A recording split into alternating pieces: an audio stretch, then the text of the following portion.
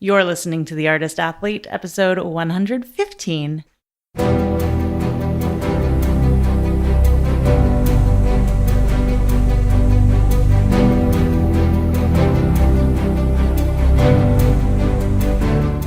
This podcast is dedicated to Circus. It's a place for professionals in the industry to share their stories, viewpoints, and information, and a place for outsiders to get a sneak peek into this world. Hey friends, fans, and foes, I'm Shannon McKenna. I'm the host of the Artist Athlete podcast, and I'm super excited for today's episode. Can you tell? I'm talking real fast today, just so we can get to it. I originally said, I know last week I told you guys that we were done with our Icon series and we were going to go into the business of circus a little bit deeper. But then I did an interview with this guest today, and I was like, no. Hold the phone, stop the presses, hold production, other colloquial phrases involving stopping things to do other things, because today's guest is such an icon and such a businesswoman that I just had to throw her in the mix. She was so rad and so very French. The woman sat down and was just smoking cigarettes and drinking red wine during this whole interview. And I wish I could have joined her, but it was 8 a.m. where I am. It was, a little bit later in Paris, but very early for me. And I wasn't trying to party that hard that early. But it's an incredible interview. I'm so excited to share it with you. Before I do, I just wanted to say that it's a great tragedy that we can't produce the video for this episode because it's so good. We had such a good time together, me and this guest, but we just don't have the funds and the production strength to do that just yet. I tried to produce some video and it just got too costly.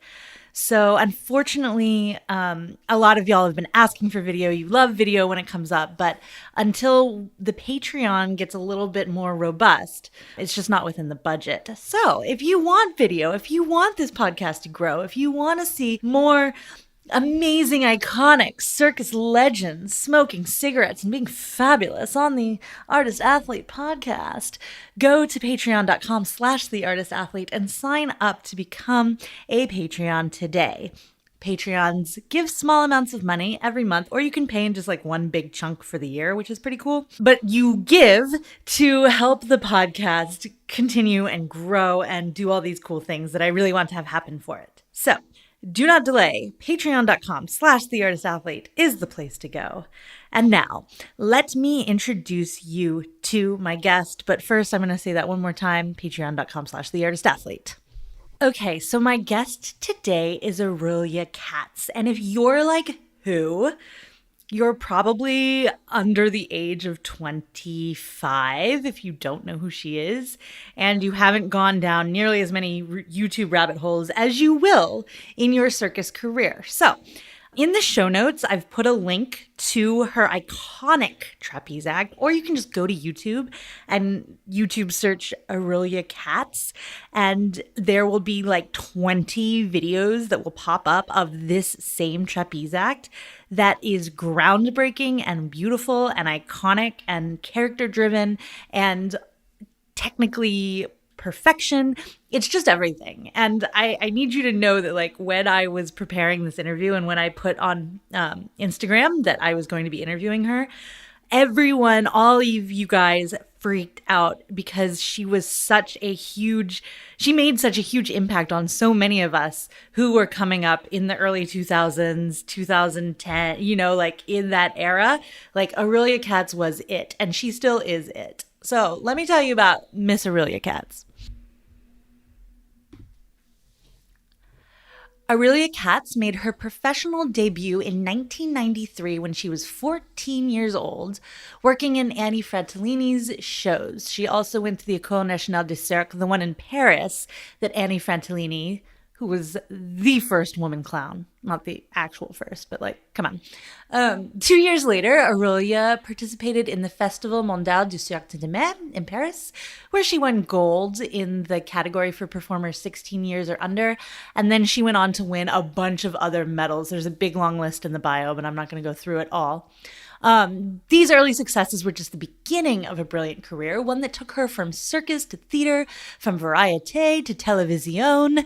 Aurelia has been featured at Circus Scott, Cirque d'Hiver, the Casino de Paris, the Olympia Music Hall, the Lido, the Tiger Palace, Wintergarten, Apollo, Palazzo, Teatro Zinzani, special events for Cirque du Soleil, and she has appeared in her own productions in Asia and Australia.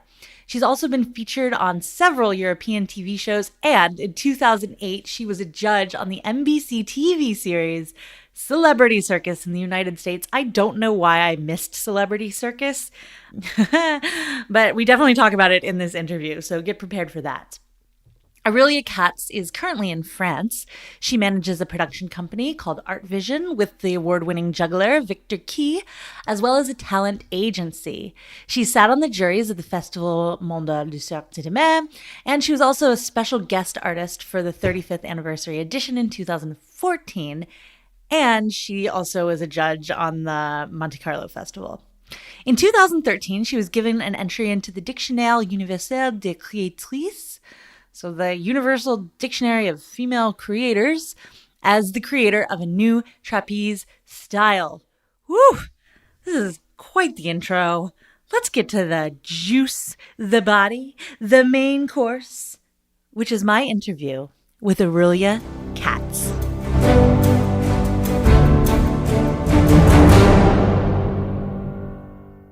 Aurelia Katz, welcome to the Artist Athlete Podcast.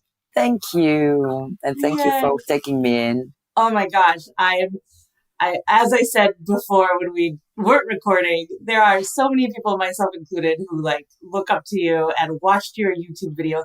Cause we were talking before I turned on the recording, everybody. Hi.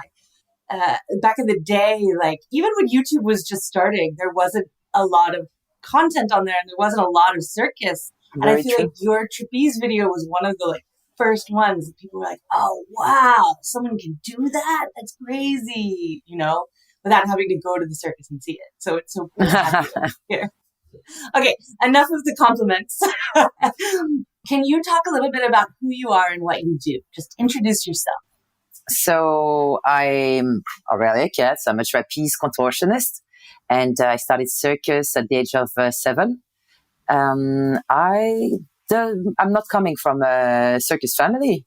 I just seen it on TV actually, and because at the time we didn't have internet, and I just fell in love with one of the clown, which became my godmother, and it was Annie Fratellini.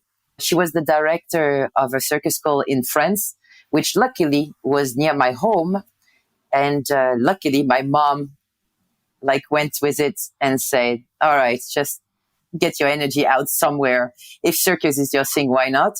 So that's what we did. We went to the circus school and we did it as people do dance or people do gymnastic or whatever else, just as an activity, for kids. Somehow we never thought it would become a thing. And I just never left. And I don't want it any other way. I just started training everything. We were very, very lucky, actually, in my school. We had fantastic teachers, which were ex-performers that stopped, or even performers that were still performing and came to teach us from time to time. So we had every category, and we had to go through everything. At least, I think 5 years. Yeah, it was about 5 years. At least 5 years to have the basics of everything, and only then we could choose what to do forward.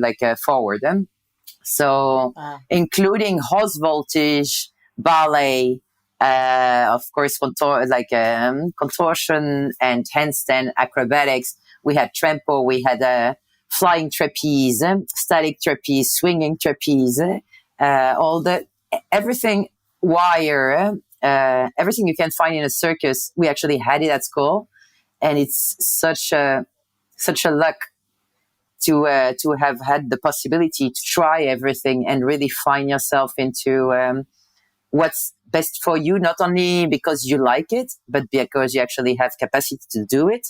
And my teachers oriented me very fast. I started with contortion on the ground.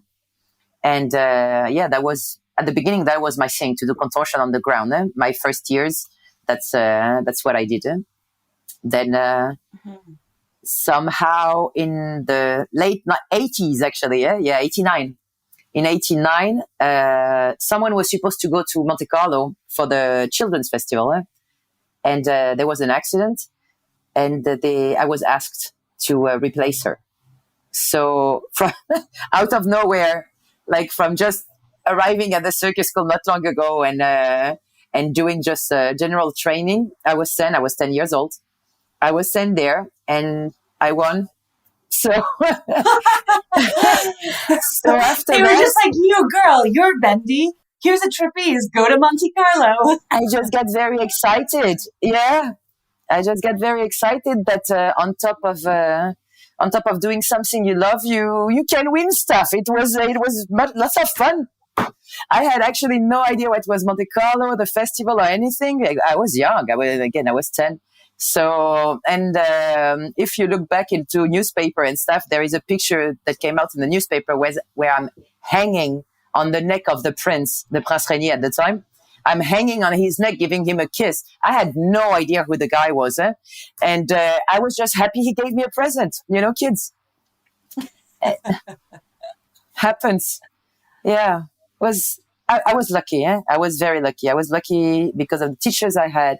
I was lucky to have parents that went with it, no matter what they actually thought of it, which was not easy at the time. You know, if you're not from a circus family, it was not a real. It was not a job. It was like saltimbanks. You know, you'd like people living on the streets with no real job. That's how the regular people would take it. So yeah, they. You know, I loved it. They knew I was happy, and if it made me happy, they said, "Well, right, let's go for it." So I was lucky. Yeah. That's wonderful, and such a good point. I think people miss this sometimes, that like you can have all the talent and the passion for circus, but if you don't have the right coaches and the right support, it is really hard to get anywhere. It's very, very important.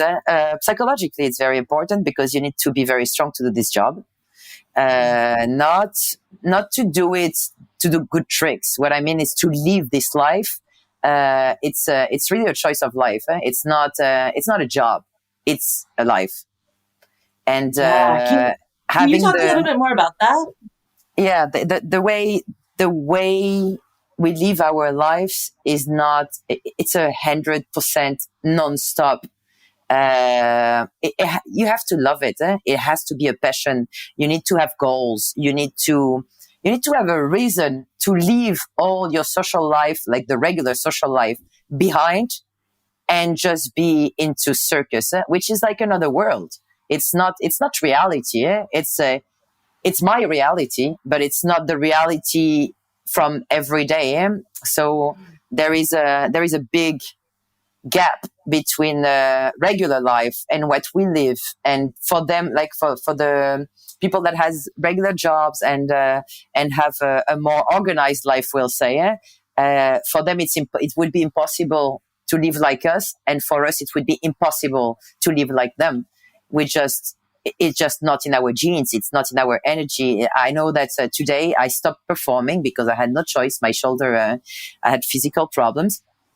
And even today that I'm not on stage anymore, I can't stay in place. I just cannot. It's not for me.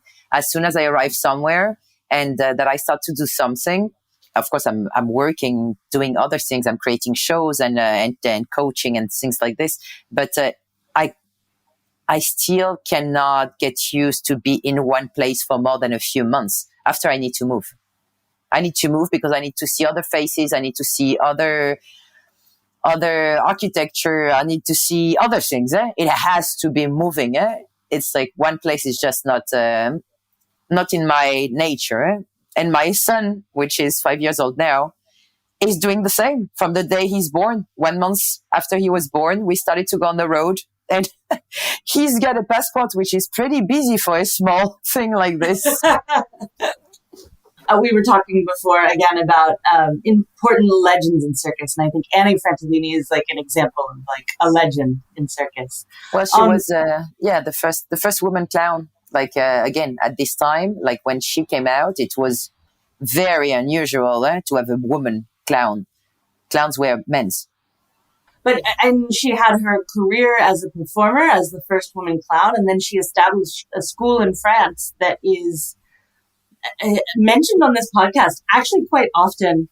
I kind of skip over it every time, but the school that Aurelia is talking about is the Annie Francolini School, where Victor Flamand taught, where many great things happened. Yes, actually, he came to Europe for the first time in our school. Yeah. Yes, yeah. And after he went to Canada, and my teacher came right after Victor, so I started with Victor, and but he didn't stay long, and then my teacher, which is Sasha Dubrovsky, arrived just after him to replace him, also like straight from Russia. It was also a big switch at this time, because swinging trapeze was performed by only a very few people.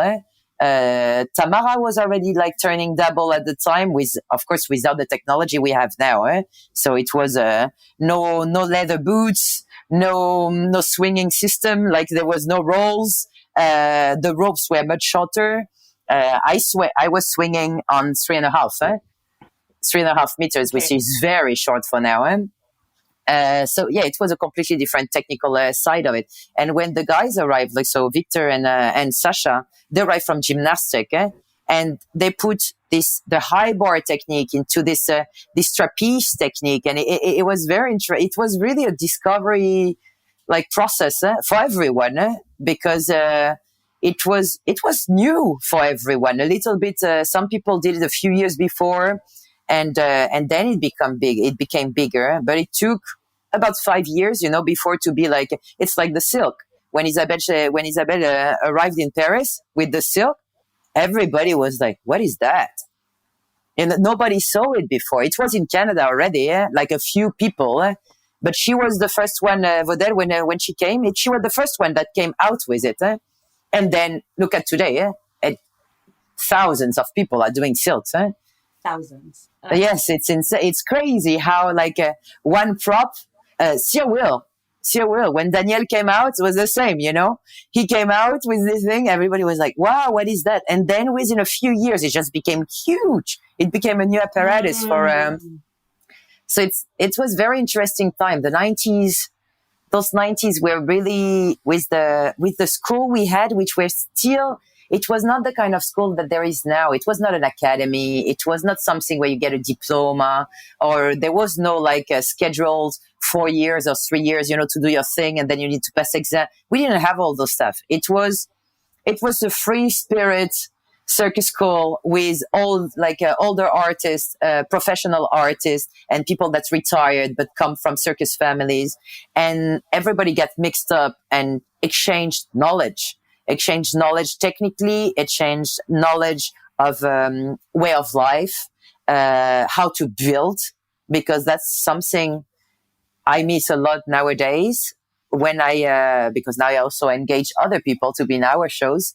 When I engage people, I'm very surprised and actually makes me angry that, for example, aerial people don't know how to build their own props. When I came out, I would never, ever have gone up without myself building my props.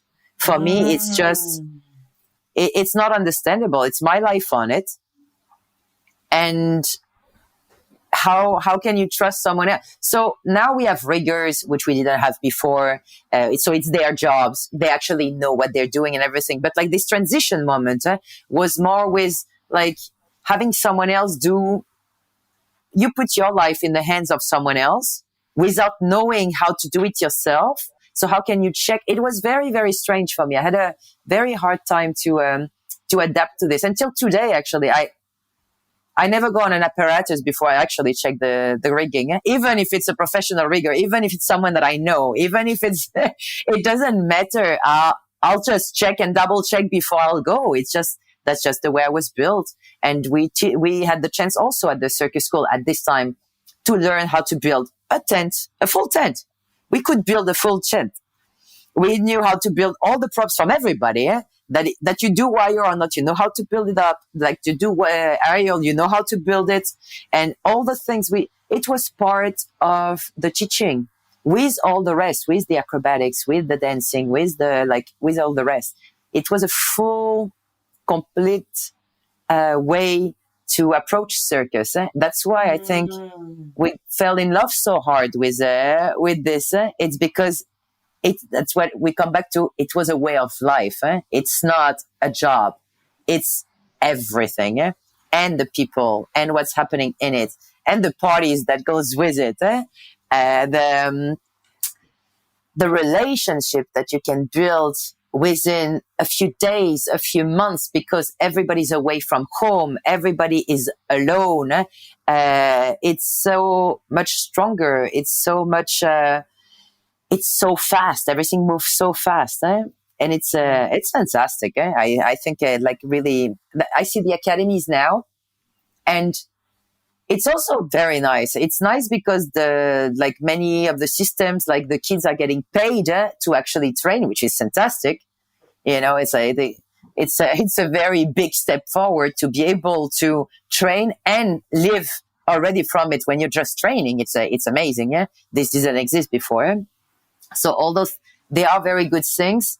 Then I have a bit more of a problem with those year things, you know, like the 3 years period or 4 years period where, in my own opinion, this is good enough to have basics, not to come out as a professional artist. Mm-hmm. You know, my expectations are way higher than that, and with way more years behind to be able to adapt. I think that's the main thing.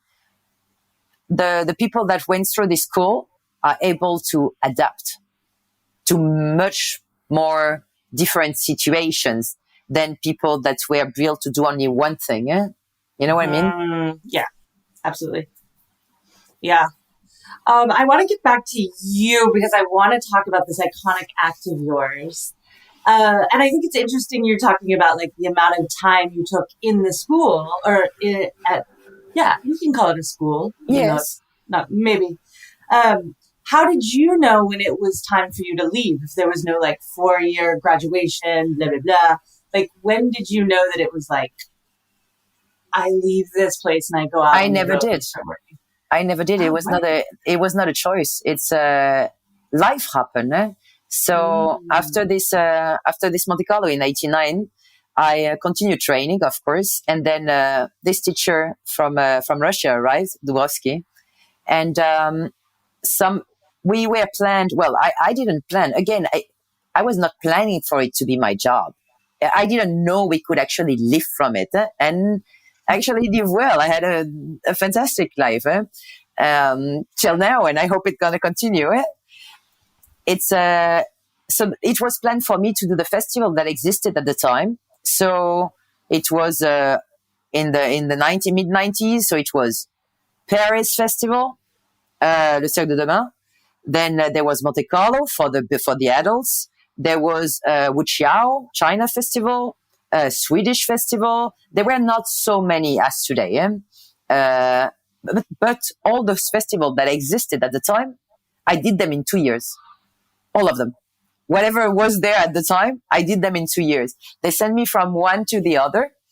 And lucky enough, I was winning medals, and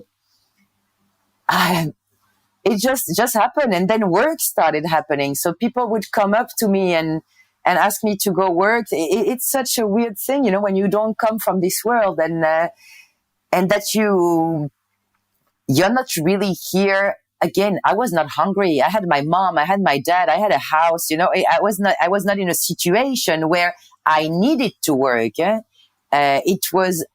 me, it was not work. It was doing something I love. And that was it. And I think that's one of the reasons my act came out so strong. I'm a very expressive person, very straightforward person. And the way I feel, you see it on my face. And I was having so much pleasure for myself, performing, being in front of people, doing what I love, that I transmitted this to the public. And I think that's why it went so fast, and that's why it was it became big in very little time, with people that usually didn't take kids, because I was a kid. I came out. I started working. I was 16, which was which was usual for circus people, but absolutely not usual for people that didn't come from the circus. So, and then I went from one contract to the other, to the other, to the other, to the other, and there was no time for anything else but working, because we were traveling. And before, you didn't get an email and see you tomorrow. It's like everything was planned much more in advance, because we did this through our letters. We used to receive letters or fax when fax came out. And I was booked usually, like at the time, I was booked at least 2 years in advance. It was a normal thing for many years. It was a normal thing. So yeah, I didn't decide to leave. I just follow the flow. I started working and continue. And as soon as I came back to France, but I was very rarely in France. As soon as I came back to France, I went back to my school to say hi to everybody and go on my trapeze and see my teachers and feel home again. Because at the end of the day, it's like I was on the road so fast that I didn't even say goodbye to anybody. I just went, It was very, very interesting, but it was another way of it. It was not planned. I think I was too young to plan those kind of things. When you start later, you're already, I don't know, at least 18, 19, 20 or something like that. And you decide, okay, I want to be a circus artist. Your mind is set for it. Like you're already in an age where you have a reason, like you need to work, you need to make some money, you need to pay for your apartment or whatever. But when you're 8 years old and you start working with 10 and doing galas and shows and TVs and stuff like this, it's like I didn't even see this money or those I never asked for it. I never went to get a paycheck until I was on my own. You know what I mean? It didn't, and I'm sure half of the time I worked for free. I have no idea, and I didn't care. It was not part of my concerns. Of course. Did you develop the acts that we all see today? You on the trapeze with your long legs and your signature Katz unitard, did you develop that act? Was that the act you did when you were 16 and doing all these festivals and everything? Yes. Okay. But on top of it, I was swinging. Oh, okay. My act at the time I came to the Paris festival was 9 minutes. Yeah. It was a long act. Yeah. That's another thing when you come out of school and you want to show everything you learned. Everything. So I was starting on the ground, doing contortion on the ground, and then going up and doing static. So the act that is like the act that everybody knows now with the contortion and the static one used to be like half of this time, because everything was much faster and absolutely not under control. And then after the static part, I'd swing. I was doing swinging trapeze. So it was like 3 acts in one act, all compact up.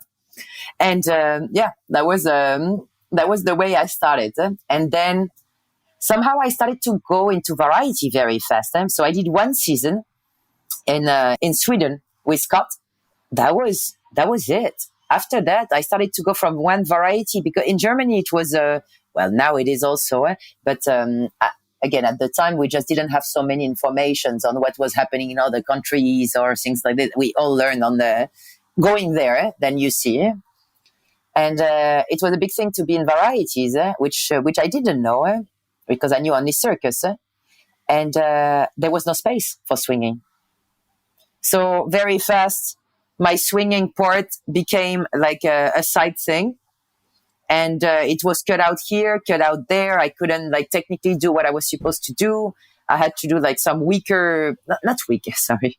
It's not nice. It's not that it's weaker. It's just, okay, it wasn't what I wanted to show. I couldn't do the tricks I wanted to do. And plus I needed to have someone with me to help me out. Mm-hmm. So it became more and more complicated. And I was lucky enough to have enough work to be able to choose.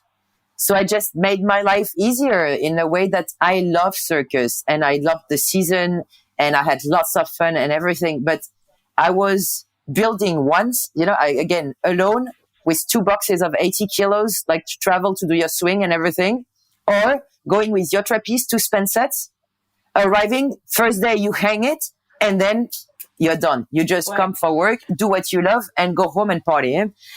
The choice was made very fast. The easy way where I was still doing what I love, where I was making money enough to do whatever I want. Yeah, again, the timing that I came out was a good timing. I was a bit early on the style because my style was different, but it was ready. The circus world was ready for it because I had the technique. So I had the old technique, which was strong, but I also had this different way of doing things, this slicky, smooth, like connected tricks one after the other. This circus, the Cirque du Soleil style, but with the technique of the old circus.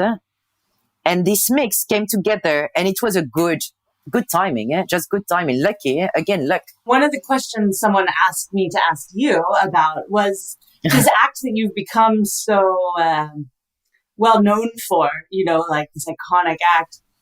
What was it like to kind of have a career based on that act? Because, today it's like, I feel like artists, there's this constant need, and maybe this is Montreal more than anywhere else, but I think other places too. It's almost like you're a circus artist, but you don't have an act.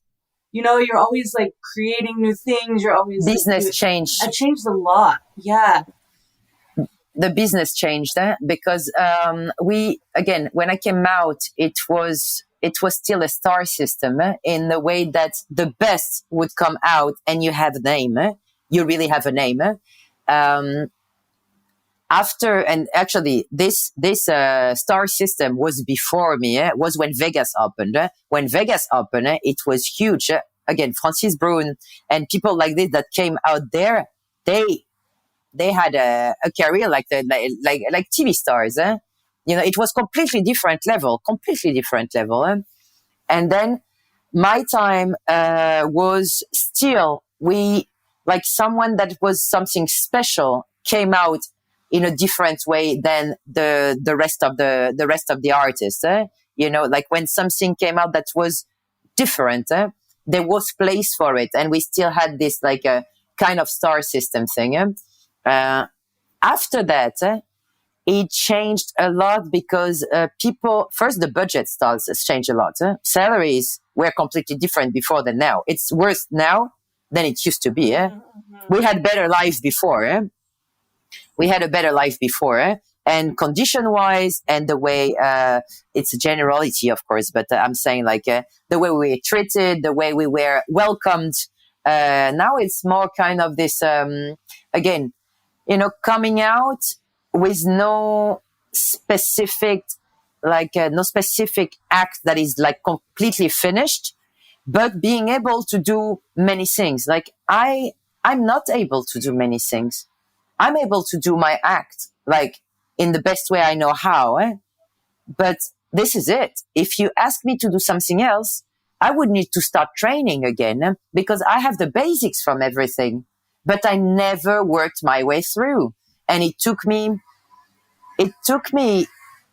I don't know, 8 years to get to my act, to get to this final act that came out, that really made a difference. So how can I spend another 8 years to make another act like this? Plus, my body is not the same. I don't have the energy for it. It's like I went through blood, sleeping last night, and bruise and broken bones. And I went through all this already once to do what I did. I wouldn't change. I wouldn't be physically or psychologically ready to do it again, and, there are people that many people ask me, how can you do this act for so many years and don't get bored of it? It's because it's my soul. This act is not an act that I'm playing. It's me. It's me. And this makes all the difference in the world. It's not someone that told me, do this or do that, or do it like this or do it like that. this is me, the real me, the inside of me. Whatever comes out on stage is what comes from inside. So I can't get bored of myself. I love myself. No, but it's true. It's true. I know my bad side and I know my good side, and on stage the same. There is nobody more critic than me to myself. It doesn't matter what my teachers would tell me, or it doesn't matter. It's like, I know what I can and what I can do. Actually, what I cannot do, I don't know this word. For me, it doesn't mean anything. I can't. There is always a way. If you want, you can. I don't want to. It's another really that's a good reason. I just don't want to. But I cannot. Don't mean anything to me. So even when they during the festivals or something, I remember my teachers coming in China. I fell down 3 times, and I don't know why. Psychologically, I finished my act. At the end of my act, instead of coming back to seat, I flew out. Flew out. God, nobody knows why. Training goes, we go to training. Training goes, we do it. I finished. I turn double. I go back. I sit. I'm fine. Stage comes. It's showtime. I do it. I turn. At the end, I even turned only one because my teacher was thinking, okay, whatever is happening. So even at the one, doing only one, I go fly out. But no reasons. There is no logical reason to it. Just psychologically, it just clicked, and my brain just wouldn't do what I was asking for. Maybe because I was tired, maybe because I was stressed, maybe it doesn't matter why. It just happened. And my teacher kept trying to make me feel better. So I would relax and just do it, because I did it in rehearsals every day, but not during the show. And it didn't matter that he tried to pet me and actually be nice and say, it's all right, it happens. I was hating myself. I was so angry. When we did training, I passed this trick over and over and over and over. I was bleeding before the show because I just wouldn't stop doing it, because I didn't understand why I was sliding out when I know how to do it. I can do it. It was, there is no harder critics than myself. And I think sometimes it's too much, but I think it's needed. If you really want to make a difference, you need to be able to look at yourself in the mirror and say, look, yesterday was good. Today you work like shit. It just happened. It's go back. No, but it's true. It's true. No, I think it's important though, because it's such a balance, right? Because I've seen that voice just paralyze people. I've seen it and that's, I think you were talking about psychological strength before. And it's you really do have to have that balance to know okay, this is good. This is not good. And really look at yourself in this very objective way, because otherwise you can get into this cycle of always criticize. And then your love goes away because you're so angry at yourself. Do you know what I'm saying? Yeah. And even the good, the good is never perfect. So there is always something to work on. And I think that's also very important to don't lose this on the way. Because very often when something is working, you're just oh, well, it's working, so it's good enough. Good enough doesn't mean good. And this is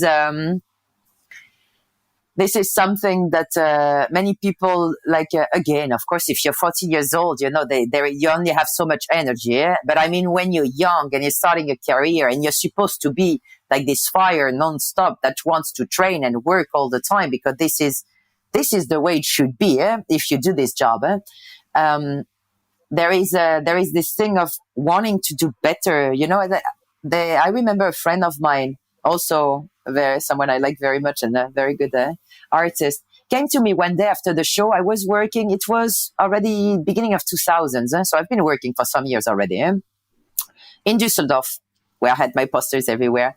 In Düsseldorf, she comes, and at the end of the show, she said, Aurelia, why did you take out the movement with your hand when you go up on the second trip? Imagine how much she knew my act. Yeah. She could actually point out what I was doing when. With your hands. Why did you take out why did you take out the fingers with your hands when you take your rope back on the second time you go up? And I start thinking, I was like, I didn't. She said, yeah, you didn't do it. Are you sure? Yeah. I had an old VHS camera, the one, the one where you have like the tape inside. And okay. So I get out this camera, and next show, I asked one of the technicians to film because I didn't understand what she was saying. I didn't feel it. I didn't see it. And she was right. The first time around, I used to do that. And the second, I just went straight up. And it's stupid, but this was one of my things. Having long nails on the trapeze didn't happen. I was one of the only one that had long nails on the trapeze, and because of this, I had all these movements. It's not because it looks better. It's because if I do this, I would break all my nails. So I got used to take my ropes and my bar like this, so that I don't break my nails and I'm flat straight. Okay. Now you know why. All of the secrets coming out on the Artist Athlete podcast.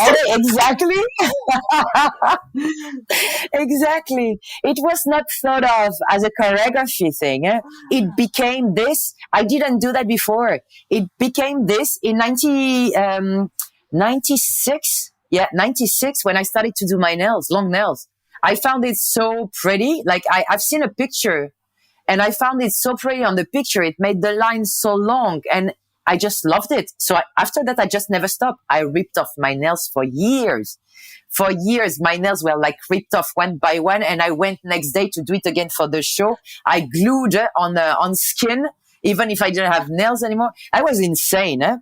I was insane. But it was the small thing that made me happy when I was moving. I was enjoying looking at myself moving, because of those long nails, and I found them so sexy and so pretty. And yeah, it did make a difference. It did make a difference. All those small details that made this act something else. Yes. It's of course the contortion on the trapeze was new. It didn't exist before. But this only circus people understand. Not the general public. The general public have no idea if there was before, there wasn't before, did people do that or not. It's even for the swing. I see now people doing swing. This part when you're you go forward and then you go on your knee and you go back, on the knee. This is my trick. Nobody did it before. Some of the things that just was not done before just happened when when we came out the same. Other people did new tricks and it just stayed. And all those small things that made a difference because it just was original for the circus world and for the people visually. Yeah. It was, they didn't know why, that's it. But they enjoyed it. That's so.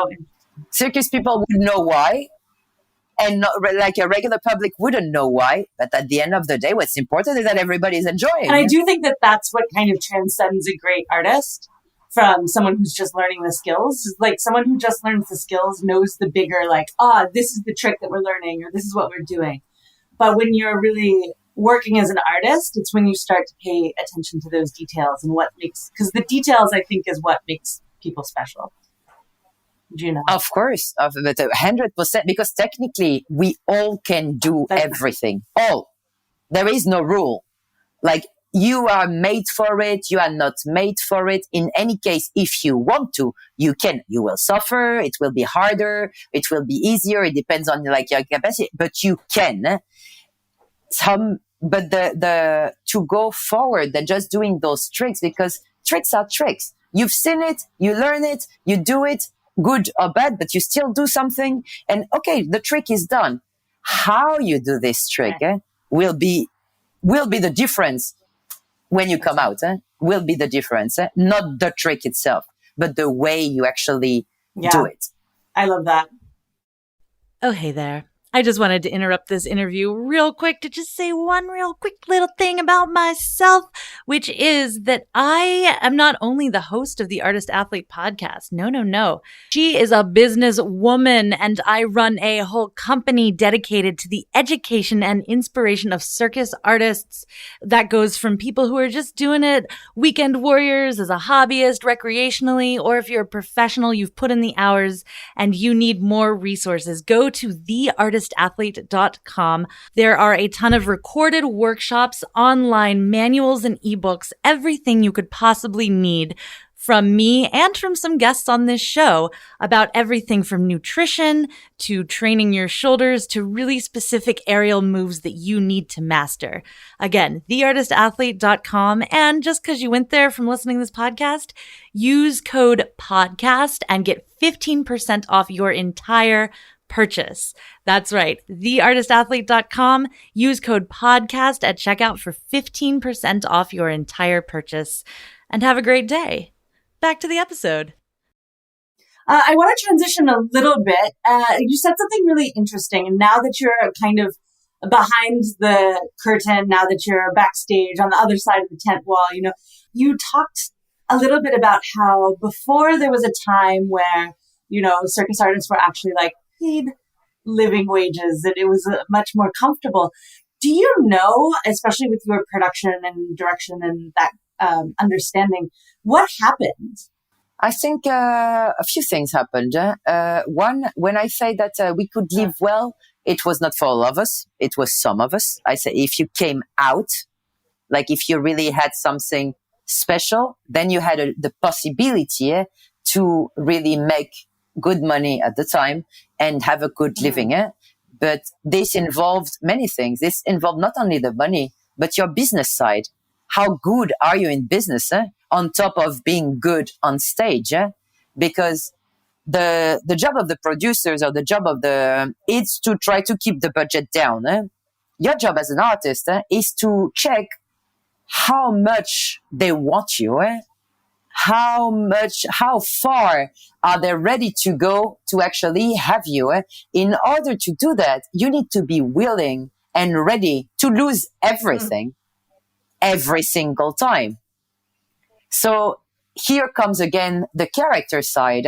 Are you ready to lose everything just because you want, I don't know, a coffee inside your contract? It's stupid things like this, but I actually had this in in some of my contracts that coffee needs to be provided because I drink 20 coffee or 25 coffee a day.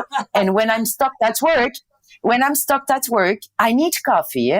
And I don't have the time, physical time. It was not because of buying the coffee. It was to have it provided on site so that I actually have it without having to go and get it, which I don't have time for. Yeah. So, it became something that people actually, like my bosses, used to laugh about because it was some small things which made no real sense, but it was my spoiled kid, side. And from the day I started to so you try with money, you try with conditions. I used to travel with a cat. And this was one of my conditions. And it was not arguable. It was not, maybe I take her or I don't take her. It's or I come with her or I don't come at all. That's amazing. But many apartments didn't take animals. So it was a headache for the boss to find a place for you to come with your animal when you're coming for 1 month or was 2 months. And on top of it, a cat, some people are allergic anyway. So it was not, and on my side, it was not because I was snob my cat left with me when I was 14 and she was the only thing that, the only person, because I'll call her a person, but that kept me back to home. Like she was home. She was with me everywhere. She traveled by car with me. She traveled by plane with me. She was the only thing that I had always with me, no matter where in the world I was. I needed her as much as she needed me. And it was not an option for me to don't take her. It was not an option to leave her with my mother or anything. It was or the both of us or nobody. Right. So you put it in their contract to have a cat. That's actually quite brilliant to ask these things that are not monetary, but good for your life. Yeah. She was in. Yeah, exactly. It's very important. It's actually okay to make not much money as long as you feel well. as long as the conditions around it, you feel loved, you feel appreciated, you feel that you're really wanted and welcome. Again, I worked sometime for free. There was not about the money. If there is the reason behind, if there is the appreciation behind, if there is the general living condition behind, and that I can allow myself, again, because at this time I was not hungry. I didn't need to have this. I could do it with and I could do it without, which was my luxury to choose where I was working, with who I was working, what I wanted in my contract or not wanted in my contract, the way I moved things in my contract, like when I was working in the Lido, for example, my contract was supposed to be for 4 years, the full year. But I understood the full year that if I stay so long, I'm unhappy and I don't want to be unhappy.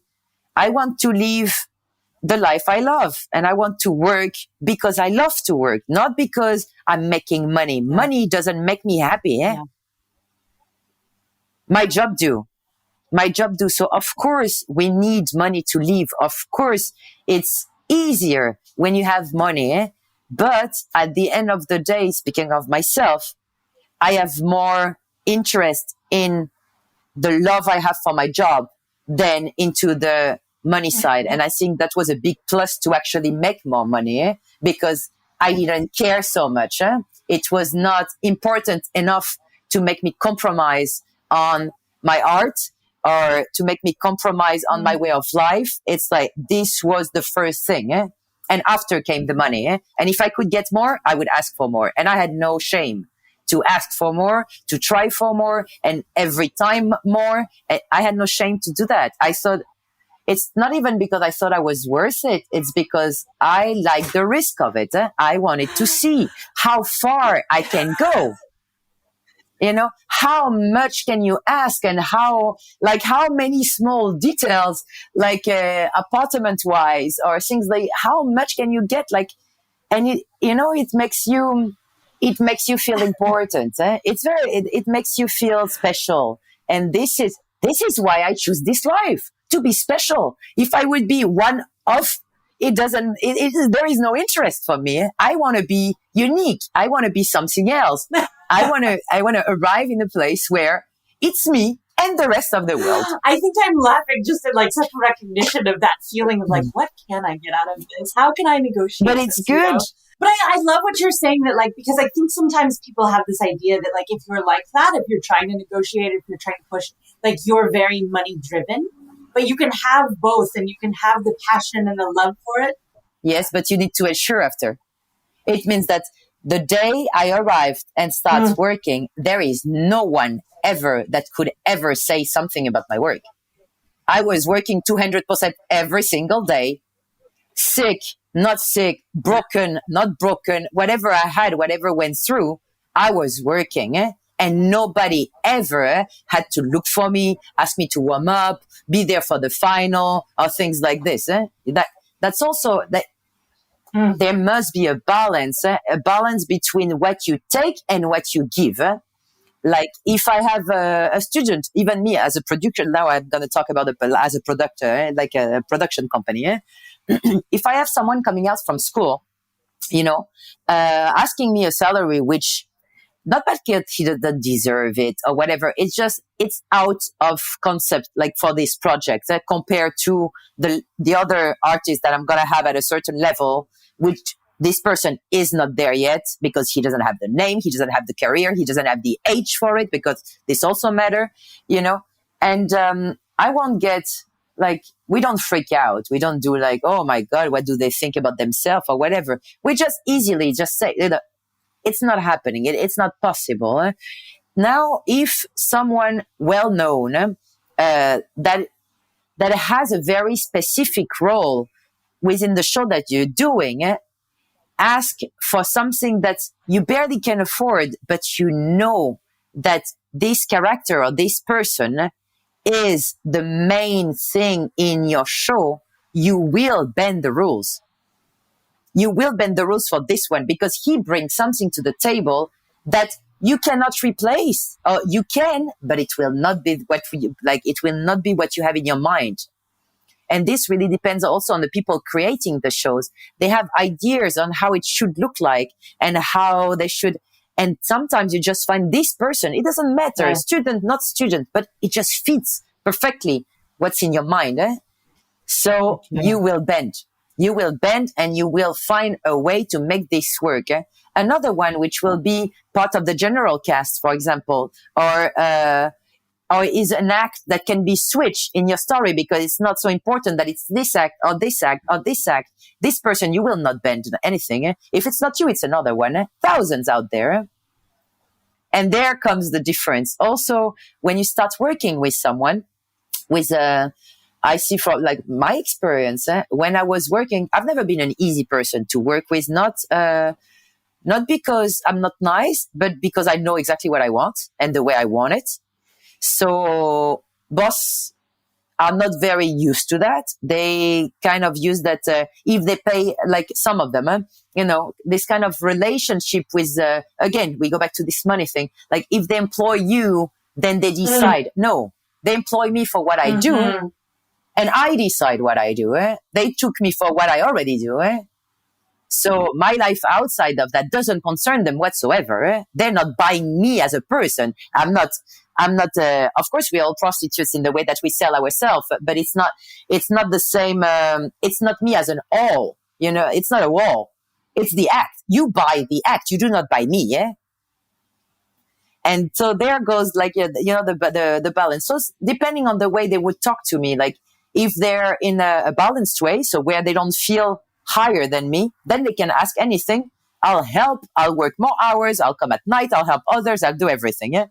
If I feel that there is pressure like an order, then my body just go crazy. Yeah? My brain just like go all completely the other way, and then I do nothing. Yeah?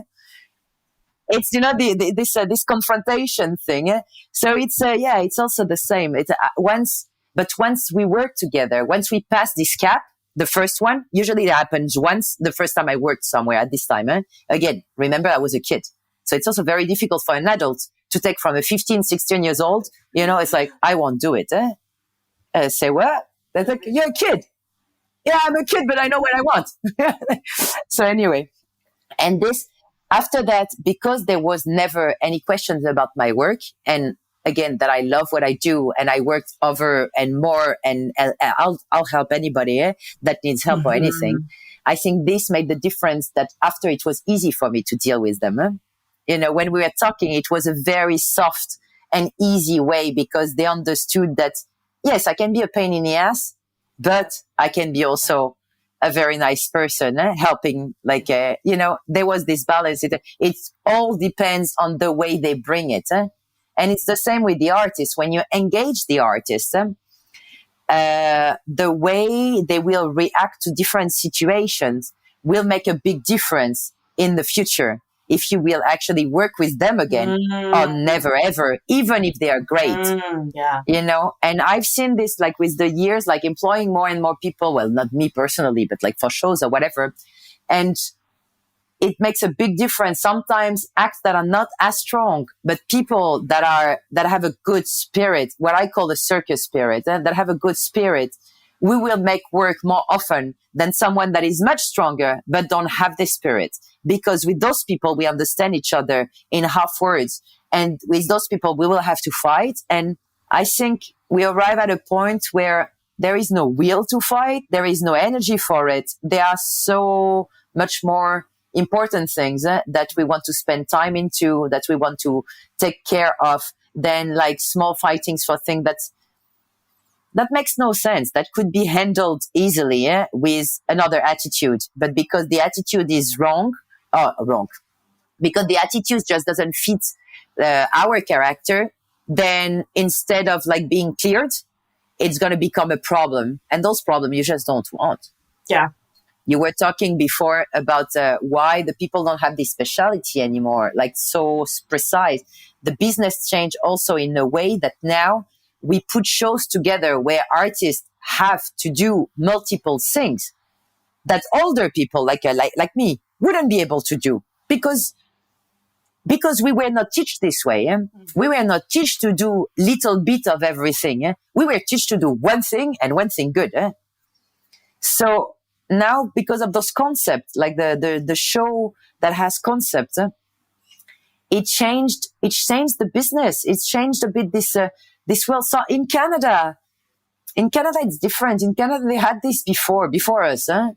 It was more open into this kind of like with Cirque du Soleil, with this like mix of theater and circus together, of the people doing animation and acts and things that they having multiple skills, not needing to be alone on stage, because it was a more massive like group thing with a storyline and things.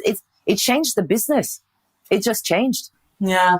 It just changed. And this also changed the conditions and changed, because now you don't need, people don't want to have a star, because a star is a headache and more money. And they have a cat. When you can have, and they have a cat, exactly.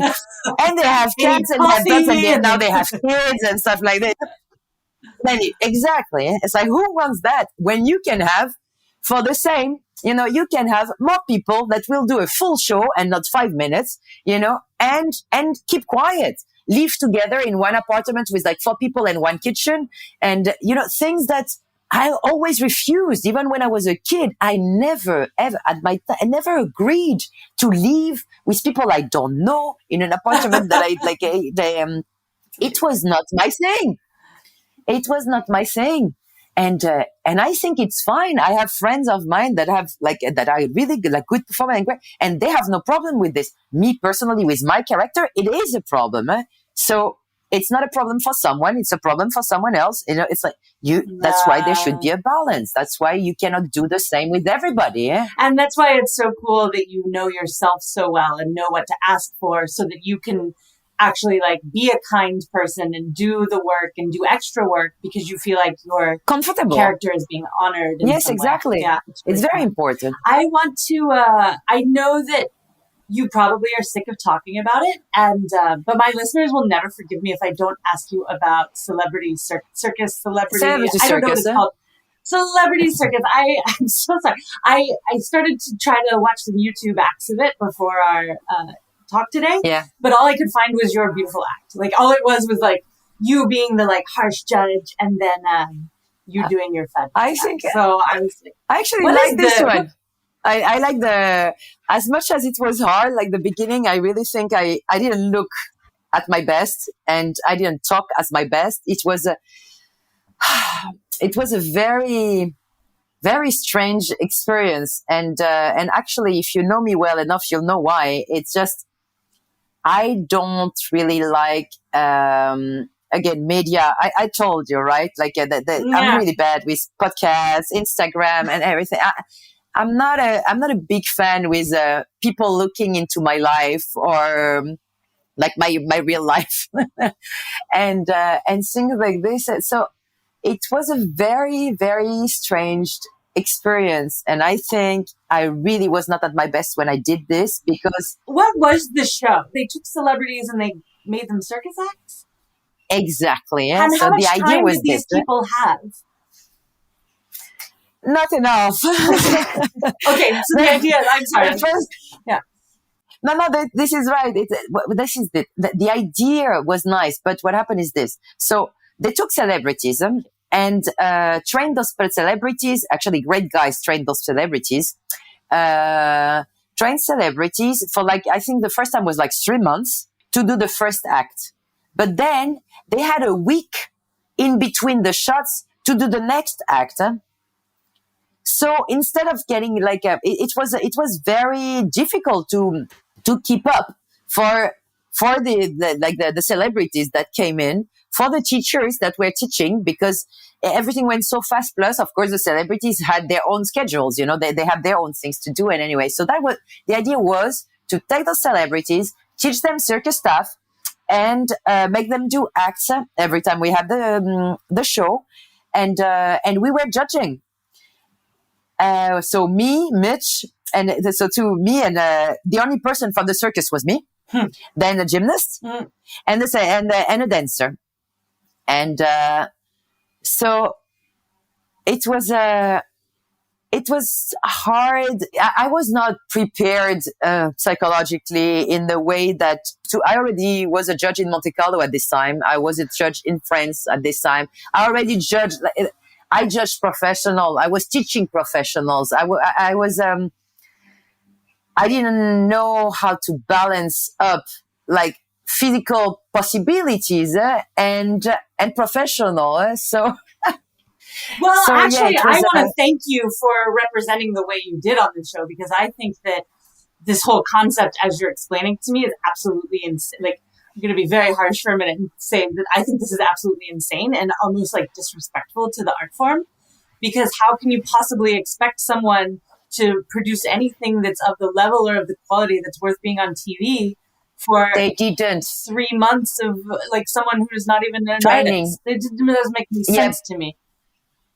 They didn't expect the celebrities to do circus. Again, it's entertainment. So that's exactly where we get touched when we shouldn't, in a way that this is a show that is done for entertainment, not to show circus level, you know, and the same way as you, my first reaction was when I saw what was happening, I was like, how is this? So I was very harsh and very, again, English is not my first language neither. So, the stress of the TV, plus the fact that my expectations were way too high in a wrong place. And I was wrong, not them.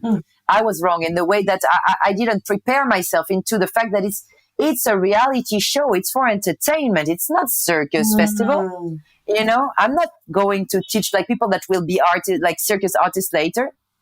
They're here to entertain. And they did learn stuff and they did work hard. So, no, like adults, we're not speaking about kids. With kids, we would have more like more things to look at and enjoy in different ways. But with those adults, they worked hard and they did what they like, everything they tried. But again, you know, it was not a circus festival. It was an entertainment show. And there was my mistake. And there was I was missing arguments. I was missing comprehensive answers to why I'm not happy with what I'm seeing, or why am I so hard? Because it's easy to criticize, but you have to be constructive. And I wasn't. I wasn't because TV stressed me out. Just having the screens and things like it's not for me. I'm not very good at it. Yeah. I went for it because I thought it would be a good experience. But like by the 6th or 7th show, then I was ready to start.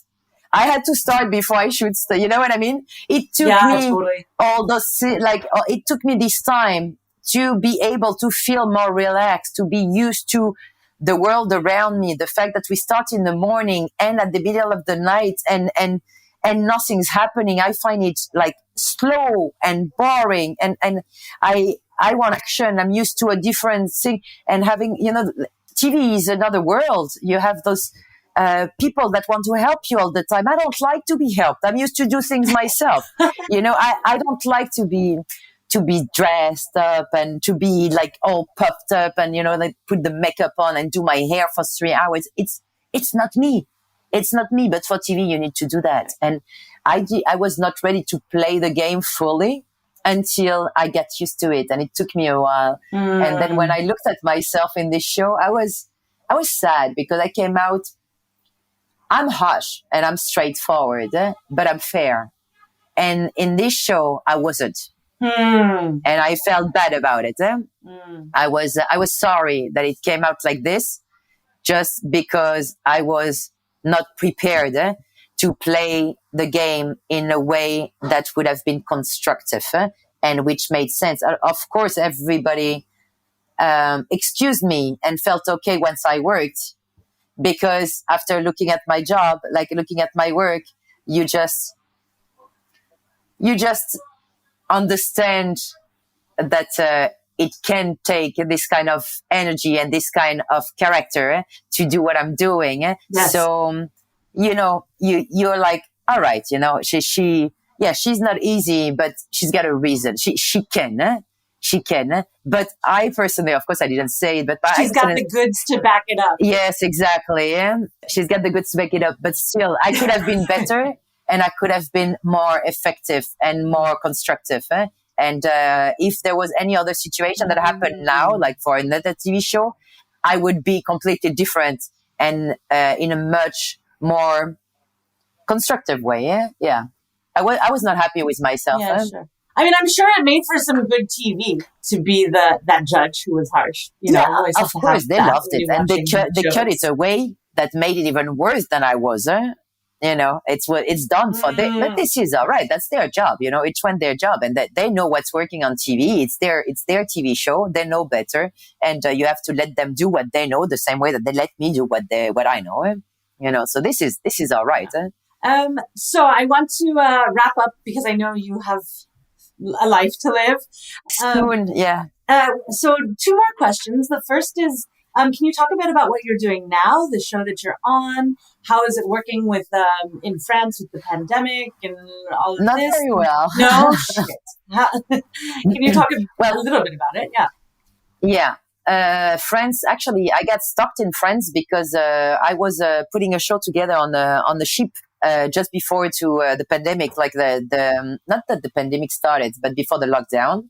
And I came out of the lockdown and I came out to France and the lockdown happened before I could fly to Singapore. So all the planes get cancelled and I got stuck with my son here. So, because I haven't been living in France for years. I left when I was a teenager and then I was not living in France. So this happened and I got stuck here. And frankly, COVID life, like this pandemic life here in France has been insanely heavy, very, very heavy, not only for our business, but psychologically. And this, of course, is everywhere in the world. But I think some countries made it even harder for us to be able to just swallow the fact that this is what's happening and we have to live with it and just find a way to find a balance with it, Some countries just made it harder. I think France is one of them. France is one of them. Anyway, business-wise, of course, from one day to the other, everything that was supposed to happen got cancelled after cancelled after cancelled after cancelled. All right. And last October, with Victor Key, my partner in my business, my company, Art Vision Production, he had a birthday, his 50th birthday, and he told me, come and fly over for the 50th birthday. And come and help me out because I'm doing a small. Victor cannot do anything small, but I'm doing a small show for my birthday. And come and help me out. So I came over and we organized not a small show. And after that, we just sit and there was no perspective of like work really coming in or really happening, and we're unhappy without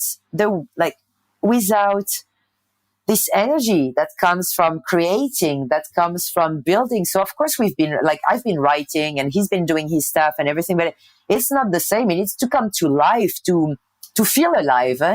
So we decided to give ourselves work and risk it. We just started to put a show together with the Rizoma, Anatoly Zalewski? With Anatoly Zalewski. So we with Rizoma, we were staying there, and a friend of ours, fantastic Hansen, you have to check him out if you don't know him. Okay. And we started to do something together, and then it turned into a bigger production, and then it turned into something that people wanted to buy, and then it turned into something that is now like happening. And so we created work for ourselves, and luckily, like some people came along, and surprisingly, mainly in Ukraine, somewhere where we actually never thought we would work. Wow. Yeah. So life, COVID, like pandemic, all these things, building people together, like bringing people together that would never, ever have been available to work together. So it was this amazing, crazy pack of people that just were stuck and like could not go anywhere because there was no work, ended up together, friends, and decided, okay, let's do it. We make no money. Who cares? At least we're performing. So let's go. And that's how it happened. So so now we have this thing going where we're doing a few productions at the same time. I'm going back on Monday. I'm going back to Ukraine for another show that we opened before the pandemic that is starting again. I'm sending it on the road again. It's on the Costa Cruises, the Smeralda ship. So it will start again now. We have Wish River happening in Ukraine, Kiev, which is it's a hotel, and they build a beautiful stage on the water, and we've been working there like every Friday from June. Yeah, we have a few things. We just did a tour in Ukraine, also in theaters. We rented theaters and toured the show. And we had another one in Odessa. We were invited to this film festival closing in Odessa. We enjoying a new way of life. It's not worth the stage, I must say. There is nothing in my heart that can replace stage. But it makes you vibrate, and it makes you happy to see when something is done nicely, and when you have good people around you that get together and want to make things happen. And this energy, this creation, makes all the difference in the world. When you're in creation, this love for the job and the passion to make something new and beautiful, and that makes and people happy and the performers happy. It's just it's so needed, and it has been such a hard last nearly 2 years now that I think it was it's very important to get back on track, and I'm very happy that it starts moving again, and that we've been lucky enough to be able anyway for the last year, even without the help from usually clients that would take our work, even with us doing it ourselves. It was a beautiful experience, and we continue to do that. And now we decided that we will do both.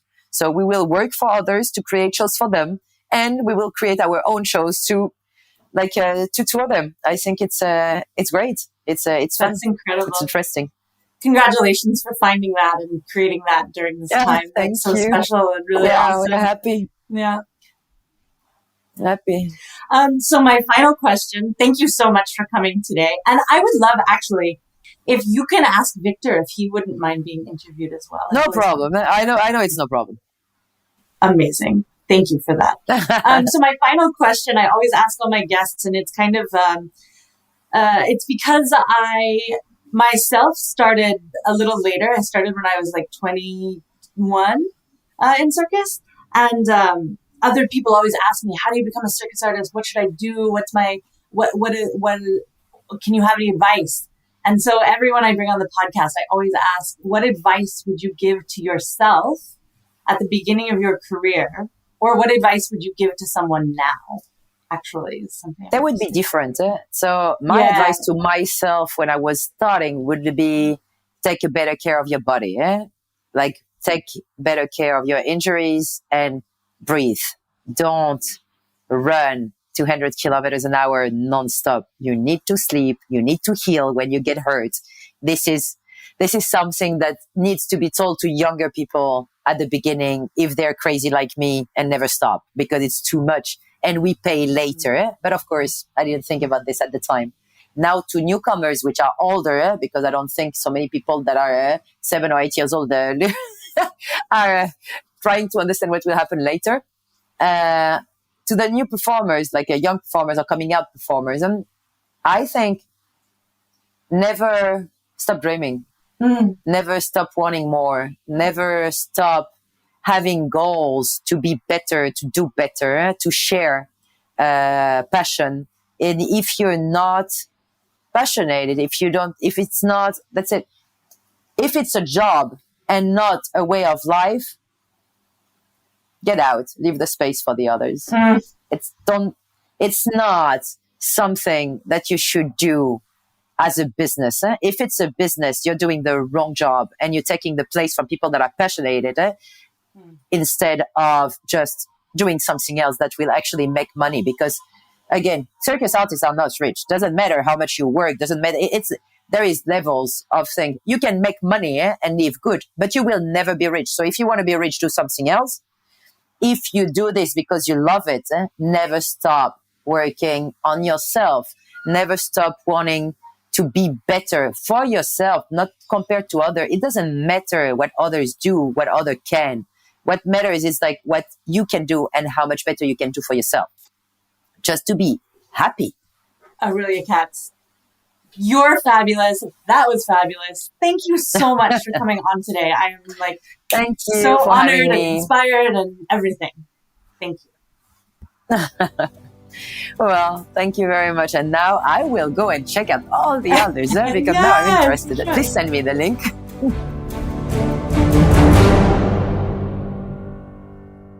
That was my interview with Aurelia Katz. And I have so many notes. All right.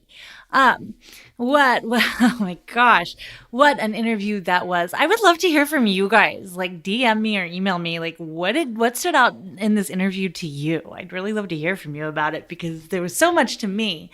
But I'm interested to know what y'all's takeaways were. Some of mine were, first of all, like building props. What she means by building props is basically making your own apparatus. She made her trapeze because back in the day, circus artists were trained to do a lot more and know a lot more about rigging than they are now. And I don't want to go down that rabbit hole today, but it's true. The thing that stuck out to me and something that I think is really interesting is I asked her about quality of life, and we talked about making a living being a circus artist, and I asked what changed, because she said something along the lines of, back in the day, you could be a circus artist and have a very good life. And she gave a couple of reasons for this. One of them is that back in her day, which is still blowing my mind that was 2005, because like I graduated from college in high school. I graduated from high school in 2005. So like it doesn't feel that long ago to me, but I guess it is. Anyway, back then, circus ran on more of a star system. So there were acts and there were people who showed up and like everyone knew that they were it. They were the vibe. They were the moment. They were the people who people came to see. And now circus is based a lot more on concepts, a lot more on shows. There's less emphasis on the individual performers and a lot more on the production, the overall production that's happening. And as a result, circus artists are a lot more generalists. They can do a lot of everything rather than having one act that's their own. Now, this isn't necessarily true across the board for everyone, but this is the trend that's going on. So if you're a younger person who's looking to get into the industry, or heck, even like a more mature person looking to get into the industry, it is helpful to have in your bag of tricks a lot of variety, because that's how you can really integrate into show concepts and productions. But the other thing that was interesting when I asked Aurelia what changed in the industry that made it so difficult for people to make a living or have a good life doing circus, there was the star system, but the first time she answered, what impressed me was that it wasn't necessarily the landscape or the economy. I was expecting her to say something about the crash in 2008 kind of restructured the arts. It's not about the investments. It's about the artist being business savvy enough to negotiate the conditions under which you could have a good life. And what I loved about what she went on to say was that she made a really great distinction, and I think it's an important distinction for circus artists to make, between being rich or having a lot of money and having a good life. For people like Aurelia Katz, for people like me, for a lot of artists out there, our job is what we want to do more than anything. We want to be on stage. We want to be doing the thing that we have trained and invested our livelihood into doing. That is having a good life for us. The money is great, but if we can do the thing we love to do, that's the most important. And when you do that to the best of your ability, the money comes. So I want to be very clear with all of this that having a great life, as Aurelia says, is not necessarily about being rich. It's not necessarily about making high 6-7 figures. It's about living the life and doing the things you love to do under the circumstances that make you the most comfortable. So this is when we started to get into how savvy Aurelia is as a business negotiator. When she would talk about contracts, she would talk about how maybe she couldn't get money, maybe she couldn't get better, conditions or better pay scale, but then she would negotiate with other things that she needed. For example, traveling with her cat. And I really wanted to ask her about traveling with a cat because I couldn't imagine taking my cats anywhere. I think they would freak out, but Aurelia could travel with her cat. Or she got as much coffee as she needed for a day. And those were negotiated into her contract. And I want to open that up to people who are negotiating contracts now and they're like, oh, the money's not there. The money's just not there. And then there's complaints about other things, poor warm-up space or conditions backstage. There's all sorts of other things, ways that you can negotiate a contract that may not necessarily be financial, but will still help you have a good life, help you work under the conditions that you can do the thing you love, and of course get paid for it, maybe not as much as you would like, but also if you're working and loving what you're doing, and I know this is a very tricky balance, but the money is not the most important part, I think, is the thing I want to impress upon everyone. However, being able to negotiate is. I remember being on a flight once. I was going somewhere for a contract back in the day when I could fly all the time. And I remember I was on a Delta flight and I was walking down to board the plane. There's all those pictures of places you're going. And for some reason, Delta had this inspirational poster and it stuck with me forever. And it said, you don't get what you're worth, you get what you negotiate. And I'm sure Delta didn't come up with that. I'm sure that's a very old saying, but whatever. I saw it on a Delta poster. And Aurelia Katz in this interview made me think of that phrase again. You don't get what you're worth, you get what you negotiate. However, I think for Aurelia's case, and what I want to say to circus artists who are interested in kind of more business side, is that I want to change it a little bit. It's not that you don't get what you're worth, you get what you negotiate. It's that you can negotiate your worth when you're worth negotiating. And that's to say that you, as a circus artist, have the power to determine your living conditions, your money, your cat, how much coffee you get every day, or whatever else is valuable to you personally. You can negotiate those things in your contract. And that is all conditional on you being able to show up and back up your side of the deal, which is to be the badass, fabulous circus artist that you can serve and be. We've gotten a little bit, especially this outro, into the business of circus. And as I promised last week and then lied because this interview was just too good, I had to run it now and just share it with you all.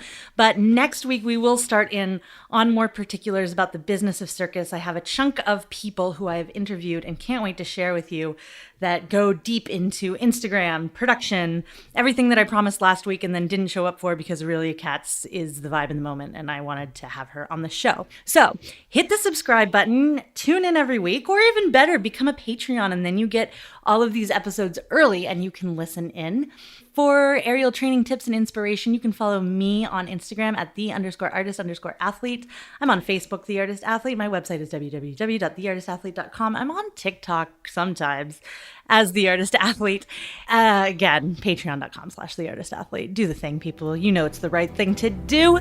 I will talk at you next week, friends, fans, and foes. The Artist Athlete podcast is supported solely by donations from people like you. Here's what some of those people have to say.